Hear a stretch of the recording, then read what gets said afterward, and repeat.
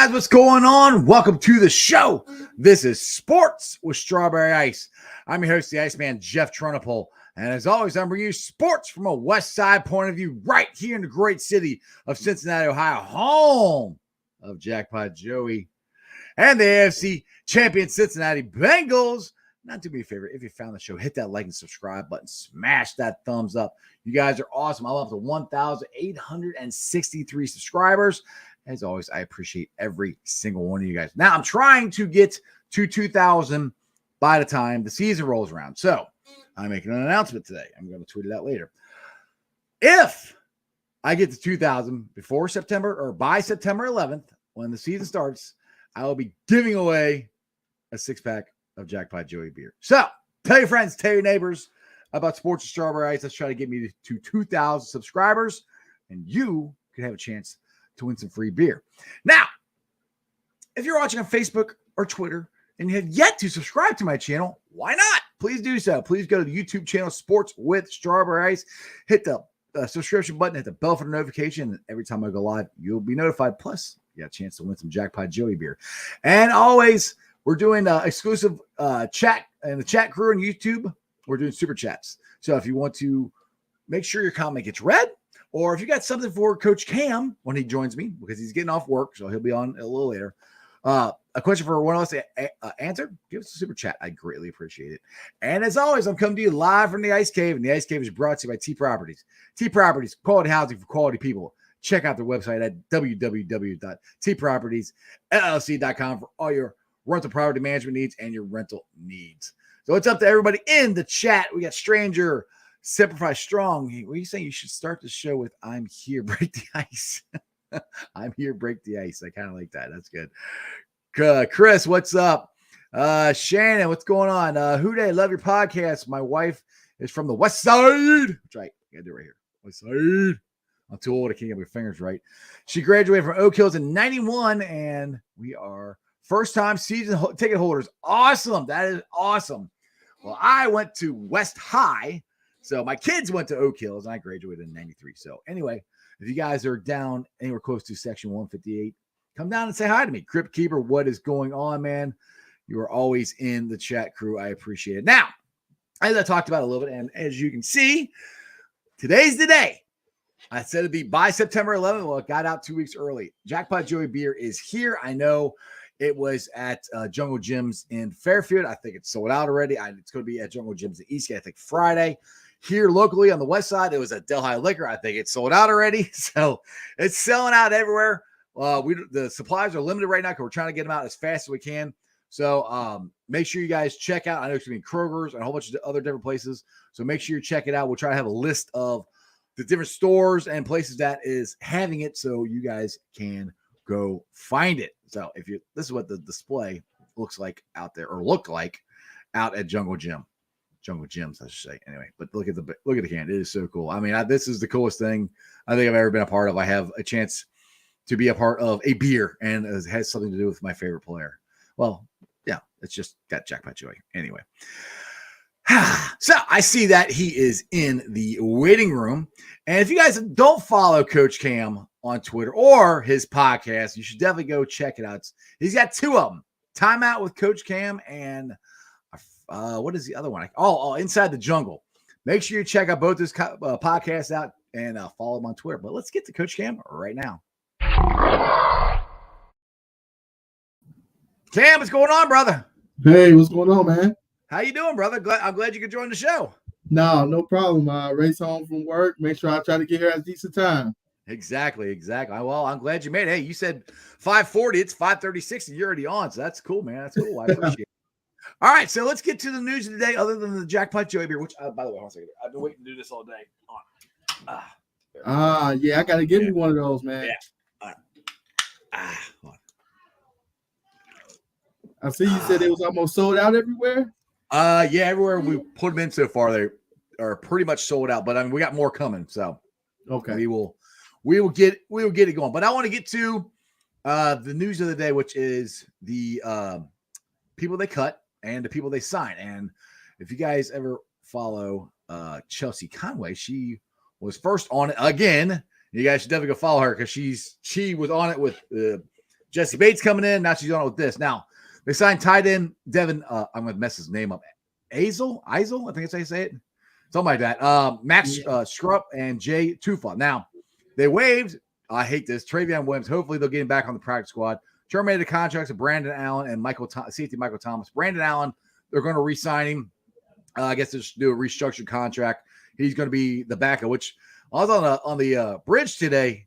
Cam, I'm sitting there going, where the heck is number 8? I don't see him. So when I left, that made sense. So what's your thoughts on the guys that they added? I know OJ was one that a lot of people were talking about trying to get him as far as tight end, but now we got Devin. So what do you think about that?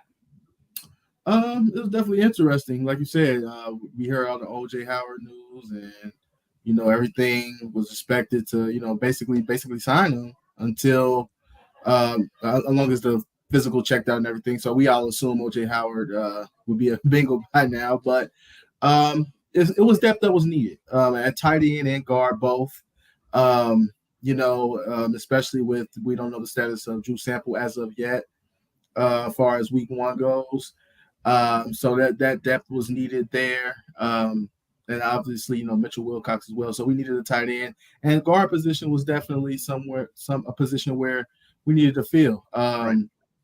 Jackson Carman, we're not sure of, his progression and how, do we trust him as a backup role?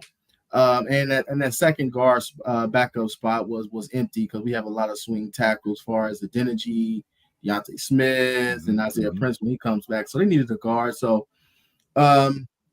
and the fact that the guard that we signed has starter experience, right. And has played some. So if he needs to come in for a couple games, it's not completely just, we're fearing for our lives on the offensive line there. So Right, exactly. I like the moves personally. Now, unfortunately for Travion Williams, now he should be back. Hopefully he'll be back with the practice squad. Right. I think what shocked me a little bit was Michael Thomas. Yeah. Just because he's such a good special teams guy, and those are needed. So I was kind of shocked to see that. Yeah, that one kind of shocked me. And I know Chris B in here is asking about Sample. And yes, Sample is hurt, but he was running wind sprints and everything. He looks pretty healthy to me from what I've seen. I know he ran wind sprints with the team before the game, but other than I'm not a doctor, I just I just play one on YouTube here. But he looks good to me. I mean, I think they're planning on him being in the mix as far as the tight ends, 2 or 3, somewhere around there. So I don't think, we still got, 2 weeks until the season starts before they actually get everything set. So other moves could happen. Now, the one I know Zach Taylor said, Jay Tufa. Now, he was talking about that they were looking at him as far as trying to draft him because he got drafted right after we drafted Cam Sample. This is according to Zach Taylor said this in his press conference. And I think this is good because we're already, I think, pretty deep at the defensive line. But 3-tech, which I might be wrong. I think he's a 3-tech. To be honest, I don't know offhand, but I'm assuming that's what it is because that's where we're kind of soft a little bit on there since we don't have Larry Ogunjobi. So I know this is a guy that they had their eye on. So I think that's good just to help the pass rush and the interior defensive line there. Yeah, absolutely. You can never get too much pressure up the middle, and with losing Ogunjobi, you got to kind of try to fill that second spot. Now, obviously, Zach Carter is playing really, really well. So you're hoping that, his preseason success kind of, rolls over to the regular season as far as inside pass rushing goes. But, yeah, you can never have too many interior rushers. You can never have too many big guys up front. And I think as far as the defensive line room, we got last year, we kind of seen where we had to go get some guys in the playoffs, whether it was Zach Kerr or I believe Damian Square, some of those guys like that. So you can never have too many big guys. So, yeah, I'm definitely on board for that. Yeah, you can never have too much talent. I agree with about Zach. Zach is I think, played awesome. And, I mean, not that he's going to replace Lario at all, but I'm glad that he stepped up and played as good as he is. I'm very happy that Jeffrey Gunner has made the team as well because he started off like a ball of fire. Last game he wasn't as good, but I'm glad they kept him because I see a lot of potential there, especially if you can get the rotation of him and the H-Boys and Joseph Osai. I think that's going to be bode well for farther on down in the season when hopefully the H boys aren't as tired, and they can keep going. We have more depth, more rotation, which, let's be honest, we didn't have a great rotation last year because Joseph Osai, losing him last year, was a big loss, and they never really replaced him. But this year we get him at full board plus Jeffrey Gunther.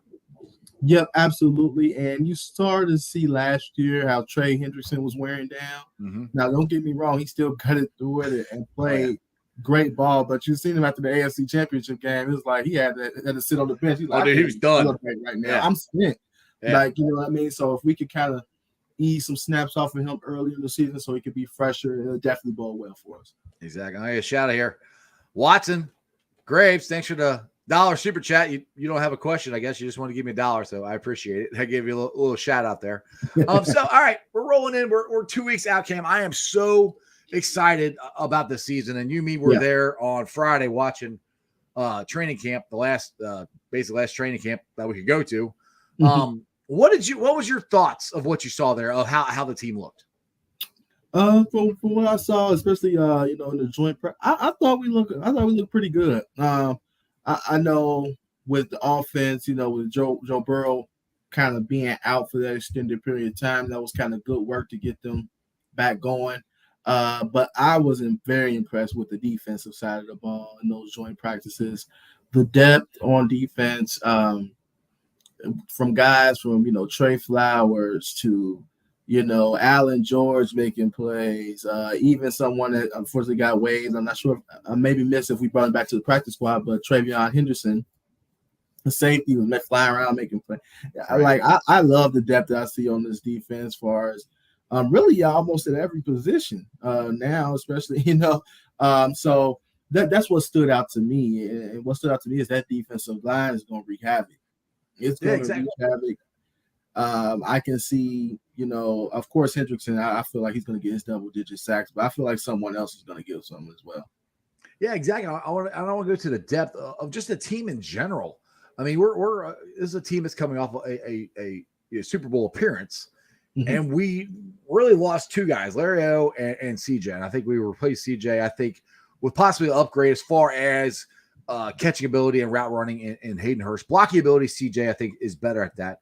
Now, Larry O, he's going to be a big loss. It is going to take, hopefully, Zach Carter and these guys can fill in. But really, that's basically it. I mean, we fixed our biggest need in the offensive line. And, Cam, our secondary, I think our secondary is the best in the NFL. I mean, now we got Jesse Bates back. You got Dax, who's a Ginsu knife back there, can play all kinds of different positions. I mean, we still got Cam Taylor-Britt. Now he's injured. I think he's going to miss 4 weeks, which kind of sucks.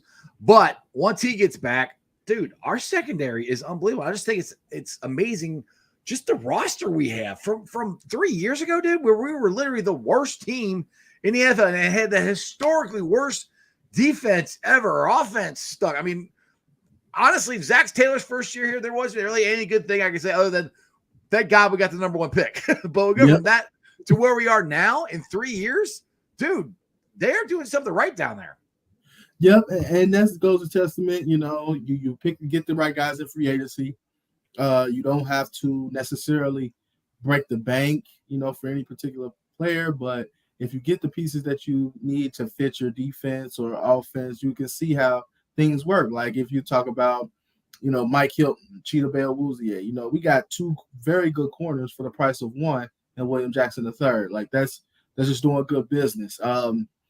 And drafting well. Like let's face it, up to about the last 2 years of the Marvin era into the Zach Taylor era, we just missed. We missed on a lot of draft picks, and that set your team back. So when you're able to draft well and be able to develop guys, that helps so much. That helps your depth because now you got guys like Cam Sample who can come in, rotate, not miss a beat. You got So when you draft well, man, that creates the depth for your team.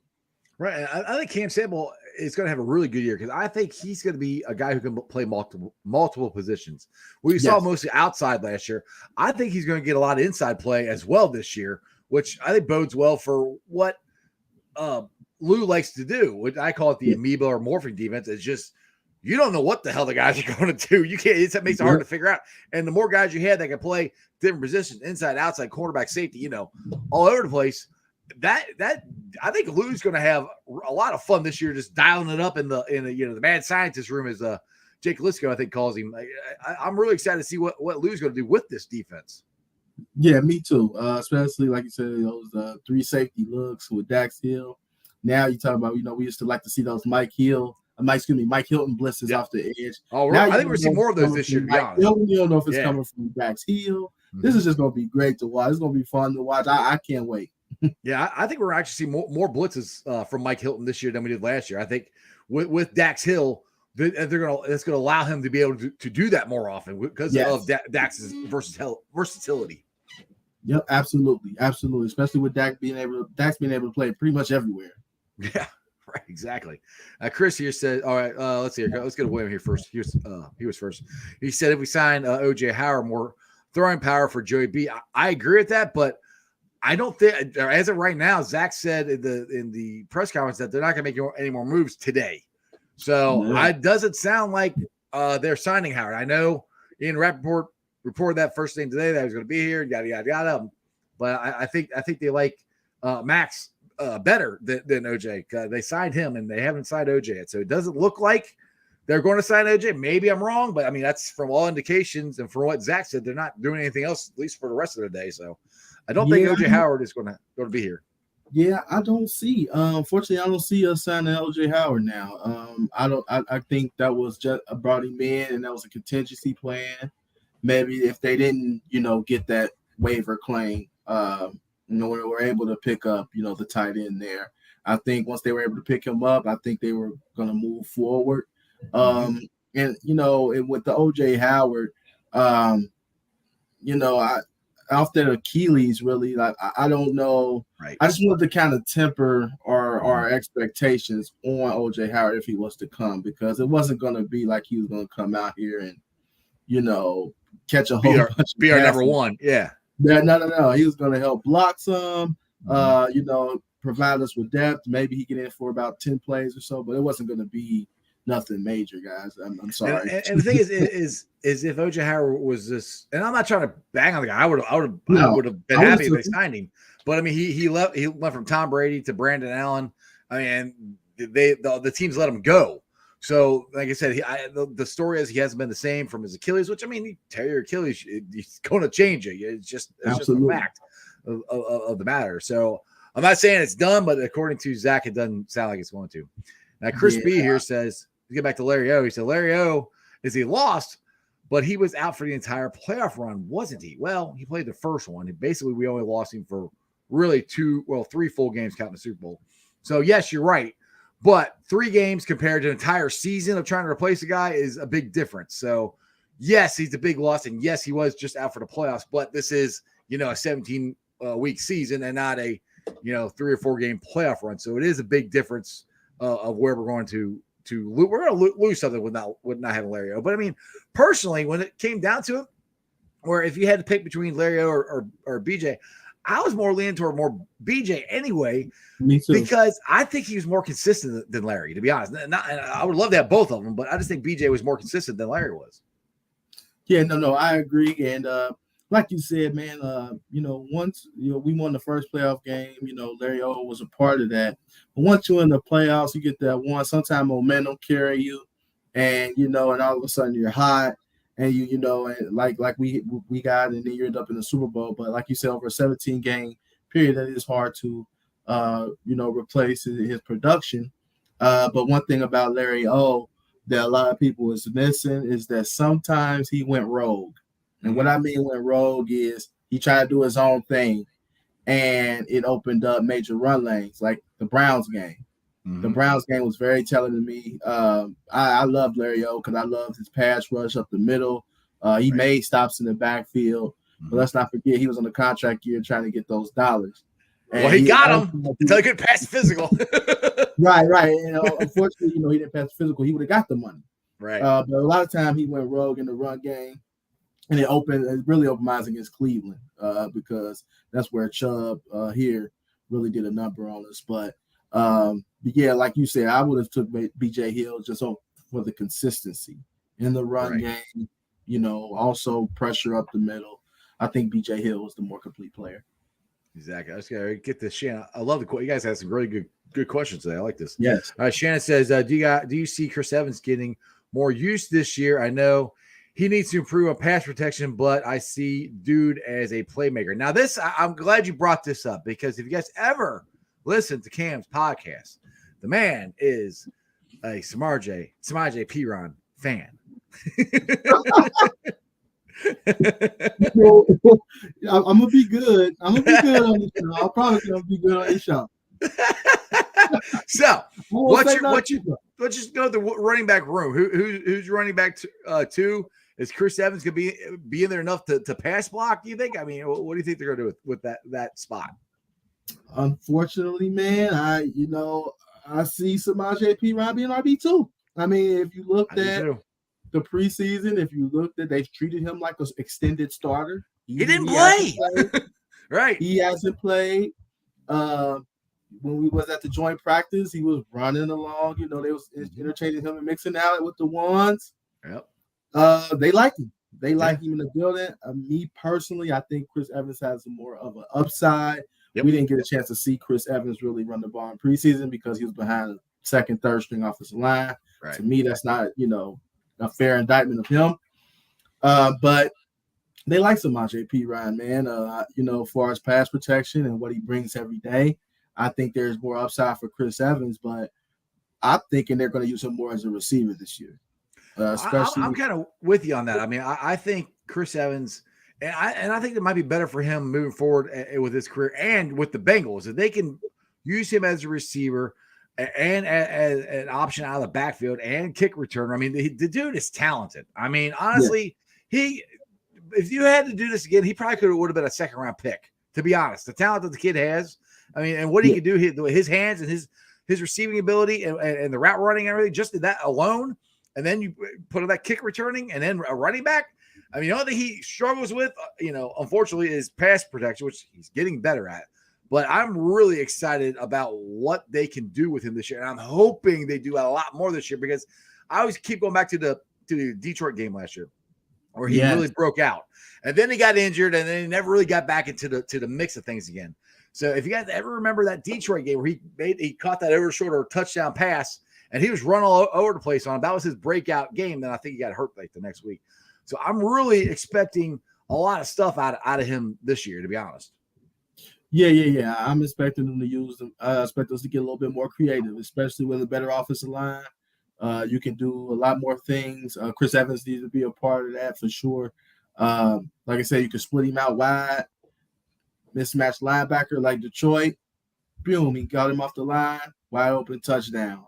Those are the type things that we have to use and put him on linebacker so he can do his thing. Who is that said they like P. Ryan? Hey, Brian. He likes P. Ryan. Oh, come on, Brian. So much more there. So much more we can get at our RB2 position. Dude, look, I'm with you. If Chris Evans, if they were comfortable with him pass blocking, I think he'd be RB2. But I think that's the biggest thing that's holding him back. I really do. And the thing is Mixon isn't that's one of his weaker spots is pass blocking as well. So I mean, you got to have one of the running backs that can do it. So that's why. Yeah. That's true. That's why P-Ron's in there. So I mean, you got to have somebody that can pass block. I mean, but I'm with you, dude. If Chris Evans can ever get better at it, which he is getting better, but get consistent enough with it, he's our RB2. Now, Fried Baloney here, I'm with you. He's pissed that Pryor got claimed. So is Zach Taylor. He's mad at his brother for stealing him. That's crazy. I forgot Press Taylor was the offensive coordinator for Jacksonville. That's so interesting. So here, I'm a little upset. I mean, it is what I mean. You're not going to get everybody through waivers, your practice squad. I mean, and Jacksonville, I'm happy for Pryor. Jacksonville actually needs wide receivers, so he might have a shot to actually start, or no, maybe not start, but make the team and play. So he was just going to be on a practice squad here. So, that's true. I mean, it's kind of like Puka Williams. Everybody loved Puka. Puka was on a practice squad. He got cut this year. So, I mean, sometimes, these guys, who flash in the preseason doesn't always translate to the regular season. It's just football, man. That's true. It's just with Pryor, I thought he had the twitch. I really did. I thought he was really, really good on the outside. And I just look at far as outside depth, and I'm like, why did we let him go when you're maybe a T. Higgins or Jamar Chase injury away from looking like we did with Joe Burrow first year there, where you got not that many weapons looking like, right. So that's why I thought we would keep him. But special teams matter too, and I don't think he offered as much on special teams, and I think that's what got him released. Yeah, no, I'm with you on that. I was kind of surprised. I was hoping we could sneak him on the practice squad, but so yeah, I wasn't happy about it. But like I said, it happens. John here says he thinks the Bengals should have played their starters for a couple of series. All right, now I've had conversations with some of my friends about this, and they're like, especially they're talking about Jackpot. They're like, "Oh, you think Jackpot should play?" I was like, "No." I said he literally played three downs last year, 3 downs, 3 snaps, something like that. It didn't affect him. Literally, barely any. I won't say nobody, but barely anybody plays their starters anymore. It's more important to get your starters through this, get the work done, and get them healthy. Because if you get them out there and they're hurting preseason, then what the hell did that do? Nothing. You need to get them to the season. So I'm okay with them not playing anybody. I mean, to be honest, Cam, I think eventually the preseason might be these joint practices like we saw with the Rams. I mean, without the swinging helmets, but I think that's eventually what I think preseason might delve into. Yeah, it's becoming to the point where I don't think they can get rid of preseason completely, just because of the guys that are fighting for the back end. Yes, right. Mm-hmm. That's what it's for. I mean, but right now, they don't need to play in the preseason. Like you said, it was 3 snaps last year, 2 hands off on the screen. Right. What does that accomplish? That's not breaking any rest. That's not. That was just to show everybody my knee's good and I'm ready to go. That's all it was. We don't need to see that this year. And we don't need to see that. And I think we can kind of tip our cap for as the Zach Taylor and knowing how to handle, the players' bodies and not overworking them and keeping them healthy. We were one of the healthiest teams in the league last year. And honestly, coming out of training camp and preseason, we're pretty healthy. We're pretty healthy. I mean, you got Drew Sample. Yeah, who's hurt? Drew Sample. That got hurt in preseason. Yeah, Cam Taylor. Those are the 2 that got actually hurt. Now, Marcus Bailey was already hurt, so that was right before. But those 2 that got, but that's not bad. You got 2 guys that are hurt that are most likely, going to come back. I mean, I think Drew Sample. I think there's a chance he's going to play or be active, week 1. Cam Taylor, he's got to go too. And I think that's why they didn't go for all way for OJ Howard. They claimed somebody. I think they looked at Drew Sample, say, "Oh, he'll be back. Let's just go with what we got." Right. Now, Watson here is asking me where do I get the Jackpot Joey gear? If you go to, Jackpot Joey, beer. Well, they said gear. Beer. Well, at Huntsville, I don't know. Check out, you have to call Brink Brewery. But the gear, you go to jackpotjoey9.com. The beer, I don't know, that's just coming out. So we'll have to work on that. Maybe it'll be on Brink website. I don't know. Like I said, it just came out today. So it's all hot off the presses, as people say. So I don't know. I don't know the answer to that, but as soon as I do, I will let you guys know. All right, Kevin, here, get back to the Evans talk here. He said, I think Evans can be a guy to create mismatches like James Brooks. I couldn't agree more. And the thing he reminds me of that the Bengals never used this guy right is Gio. Gio, I thought would have been like that too. And so disappointing. And one thing is he went to the Buccaneers last year, and the Bucs did the same thing. They didn't use him down there either. I'm like, so I'm hoping that they do that, and Chris Evans can be the James Brooks. But I mean, the thing with James Brooks, with him and Ickey Woods, it was a 2-back set. So nobody runs 2-back sets anymore. So it's going to be yes, as far as the athleticism and running ability, catching out of the backfield, yeah. But as much as they use James Brooks, I don't know. But it would be awesome if they get it close to that. Yeah, because I know I had moved down to the other side where the offense was in a joint practice, right? And out of the backfield, Chris Evans did this beautiful angle route. I mean, just absolutely lost the DB, caught it. Honestly, if it was a game situation, he probably would have caught it and ran for like 20 more yards. Like, those are the type things he can do, especially on your 3rd down and maybe 5s and 4s, where you don't necessarily gotta chuck it downfield. You can get something underneath and let them catch and go. Well, if Chris Evans catches underneath, he can make people miss, and that's the exciting part about him. He can make a screen pass go 60-something yards or whatever. I mean, he has that kind of ability. Yep, absolutely. Yeah, he's a special athlete, and we got to find a way to get the ball in his hands some more than last year. But hey, man, when you got those horses on the outside, you got Boyd on the inside, you got Mixon, and now you got Hurst. I mean, hey, I can't wait, bro. I cannot wait, dude. I want to, dude. One thing I'm telling you, I think Joe Dean has a chance to get 2,000. I thought this last year, he didn't get it, but I think he has a chance to get 2,000 multi-purpose yards this year. Yes, I definitely think he had a shot at last year. And the cool thing about the Migos is those guys want all three of them to get 1,000 yards. I mean, Tyler Boyd missed it by like less than 100, I think it was last year. I can't remember. So, I mean, those are goals that these have. But get back to Joe Mixon. I really do think there's a very good chance that he could get 2,000 yards, multi-purpose yards. What's your thoughts on that? That's possible. That's definitely possible because I think on Life in the Jungle, my co-host, Alex Bradley, the Pharaoh, he says that he believes that this is the year where Joe Mixon breaks Rudy Johnson's single-season rushing record. Now, if he does that and get close to 1,500 yards, I do believe he could get 500, 450, 500 yards catching to sell him over that 2,000-yard mark. So, yes, I that's definitely possible. And I expect to be up, a few scores going into the fourth. Just chilling in the fourth quarter.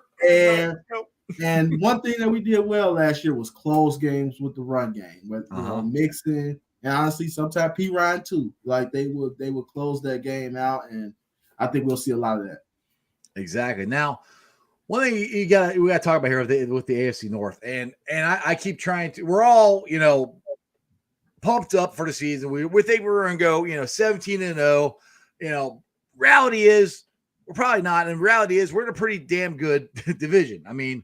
Yeah. Browns are the Browns, but I mean, if they can hold water until Deshaun Watson gets back, they're going to be good. The Squealers are the Squealers, and I personally, I hate to give them credit, but I think they've improved. I think, their defense is still good. I think whichever quarterback they go with is going to be better than what they've had with Roethlisberger. And let's the Ratbirds, they're not going to have 500 people injured this year as they did last year.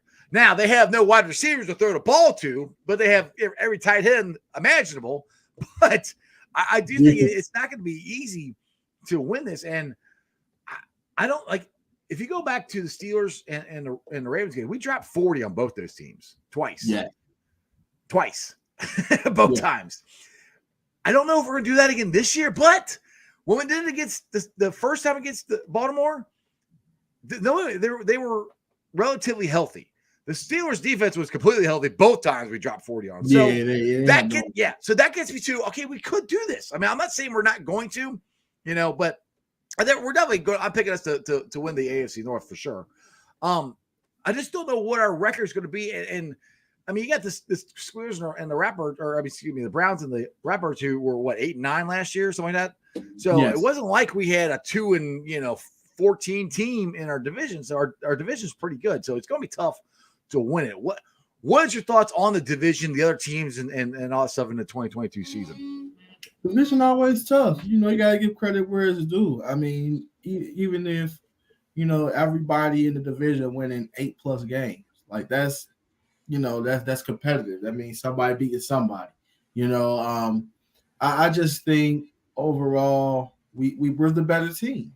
Mm-hmm. Like we are the better. I think we're better than all of the teams in the AFC North, barring injury, even the Ravens. Right. Especially, you got to make plays on the outside. You can run all you want. Holding 5 tight ends is insane. I've never heard of that in my life.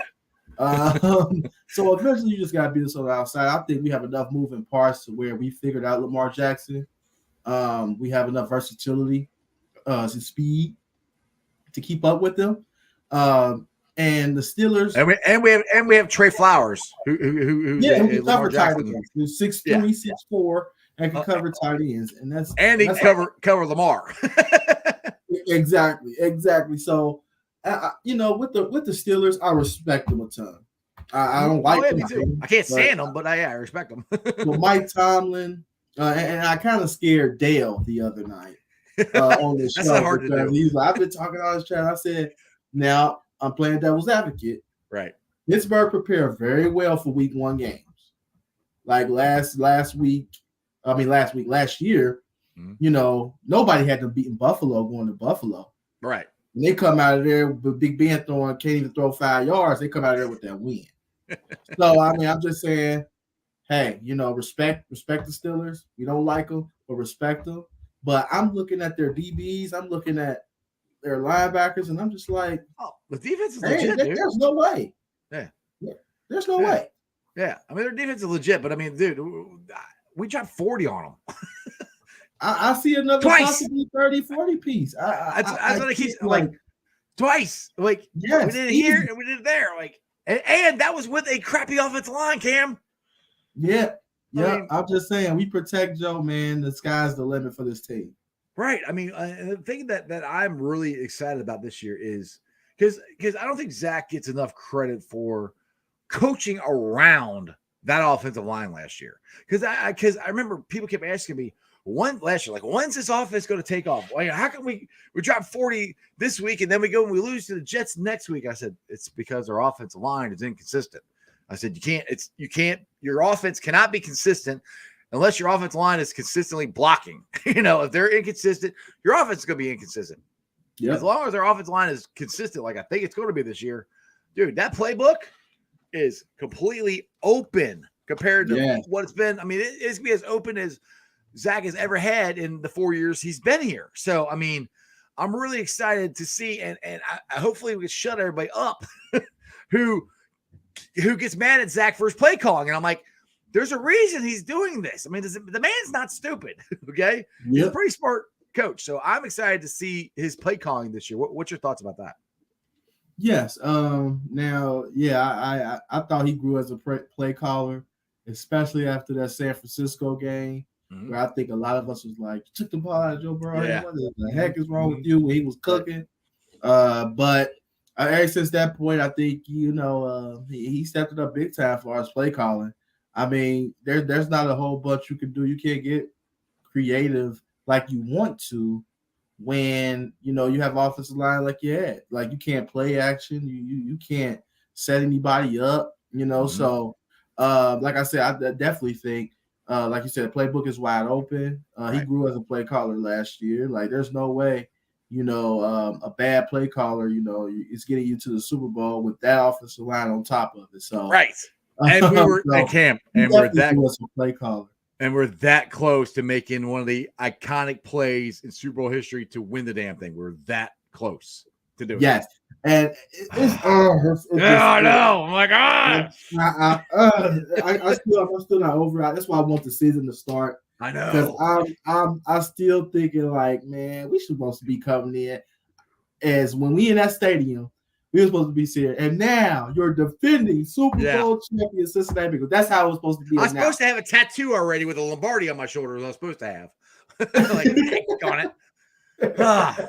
Geez, but man, I'm ready for this season, man. We got to finish that.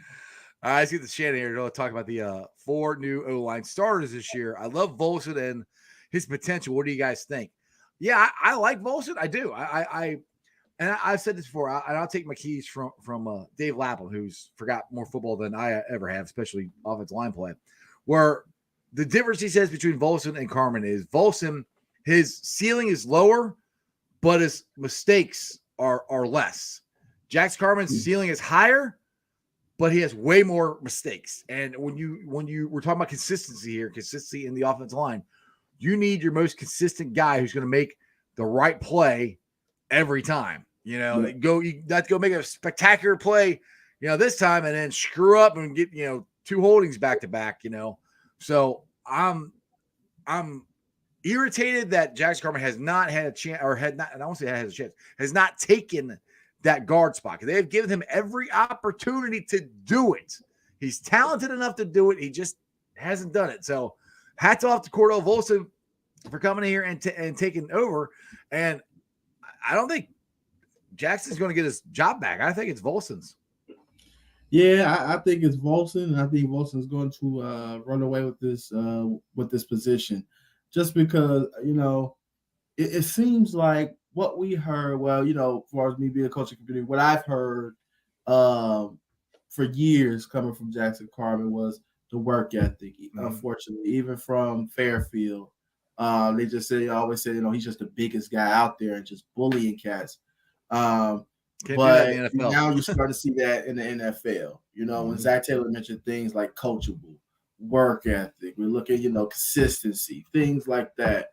That was just a shot at Jackson Carmen of what we need from that position. And Cordell Volson gave them the stability, gave them the work ethic, got a little bit better each and every day, and they trust him more. That's what it comes down to. And like you said, Volson's ceiling may not be as high, but his floor is not as low. Right. So exactly. You're gonna get something started. Like whether we may have a C+ to B- player, and that's right there, and that's okay. But we're not having games where we're gonna get a D, F level effort from that position. And I think they're willing to go with that than the upside per se with Jackson Carmen. But once this line meshes together, you talk about a nasty offensive line. You talk about a line in the run game. So I'm ready to see it all come together. It may take a few games. So don't get, discouraged if you see, some shoddy play early. But by November, December, they're going to be clicking. They're going to be rolling. All right, let's see here. We got some predictions here, 5-2 or 15-2. That sounds good to me. I will take that. Now, I'll take it.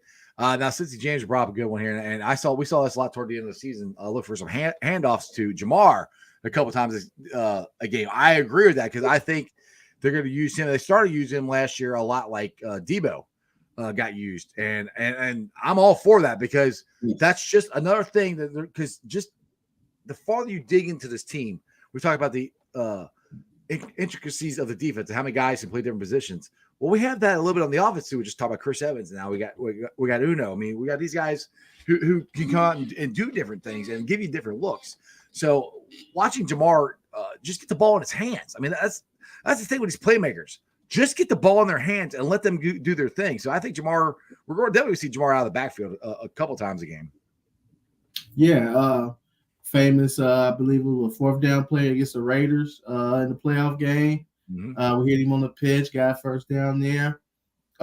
Use it. If you have an athlete that's special, when the ball in their hands, whether it's catching or running, find a way to get them the football.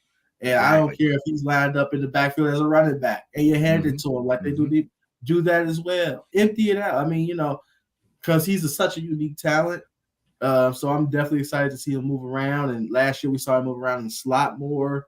So we're going to see all of that from Jamar Chase. So it won't be so late in the season. So we can potentially see a bigger year in totality from Jamar Chase, which is scary. And dude, I'm telling you, I think T's going to have an even bigger year. I just got this feeling, man. I think T is he's got a chance at a Pro Bowl this year. I just, for some reason, I don't know what it is. I just got this feeling he's been at practice just mossing dudes like crazy. He's going to ball out this year. And for him or Jamar to have an even better year than they had last year, that's scary right there. He got slapped 51 times in the regular season. So imagine if that goes down to 30. That's 21 more opportunities for those guys. Right. It's over, dude. It's over. All right, Cam. You've been out for 45 minutes. Hey, tell everybody about your podcast, your Facebook page, everything that you got going on. That for anybody who doesn't know you, if they don't know you, they should definitely follow you. Yes, no problem. I have two podcasts. One Time Out with Coach Cam. I cover all sports. Just got done doing an interview with Rick Bucher from Fox Sports 1. Talk some NBA, talk some Bengals because he is from here. So check that out. Also, we got Life in the Jungle. So that's my Bengals talk show, our Bengals talk show. So we try to cover everything. Bengals, have fun with it, and hopefully we can have a good year so we can have a lot of fun things to talk about. Exactly. But you can find me on Twitter, Coach Cam C. On Twitter, Life in the Jungle is our handle on Twitter as well. You can find us on YouTube, Facebook, as well as Time Out with Coach Cam. So make sure you tune in and subscribe. Exactly. Make sure you guys tune in and subscribe because I'm definitely interested in the Rick Bucher one. By the way, good get there, brother. That's a good one. That's a good one. Anyway, man, I appreciate it. We definitely have to do this again sometime. I can't wait. 2 weeks out. I cannot wait till the season starts. Let's go. Yes, and I gotta get you all Life in the Jungle, man, for sure. So you can talk some Bengals with us. Absolutely, brother. Anytime, hit me up.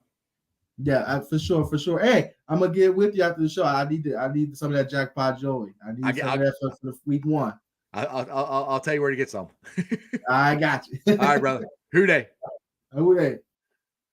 All right, guys. I hope you enjoyed that as much as I did. Cam's a great dude. Make sure, like I said, make sure you guys go out and check out the show. Check out him on Twitter, his Facebook page, everything else that he's got going on. Let's get the Facebook groups that let me live stream.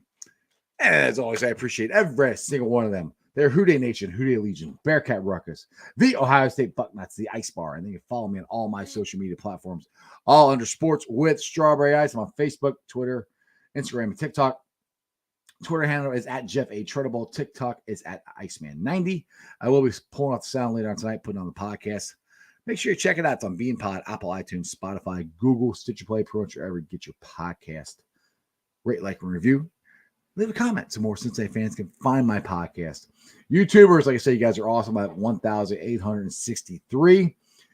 I'm trying to get to 2,000 by the time the season rolls around. That's September 11th. So tell your friends, tell your neighbors about Sports with Strawberry Ice. If you subscribe, new ones, old ones, whatever. If you're a subscriber to Sports with Strawberry Ice, and when I hit 2,000, by the time the season rolls around, again, September 11th, I'll be giving away a 6-pack of Jackpot Joey beer. Now, I want to give a shout out. I missed the show yesterday. Some of you may or may not know. T. Higgins had a loss in his family yesterday. His father passed away, and he was a good dude. I got to talk to him a lot of times. So that's why I didn't do the show yesterday. But shout out, prayers to the Higgins family. I know T's back home taking care of his business there. So just shout out to T. Higgins and their family to, like I said, keep them in your thoughts and prayers. Eric was a good dude. I miss him like crazy. Talk to him. I used to talk to him at least once a week. But anyway, it sucks. That's life. Got to move on. But like I said, please keep the Higgins family in your thoughts and prayers. And I miss that dude. I got through without crying. I'm good.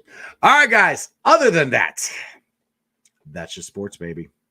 See ya!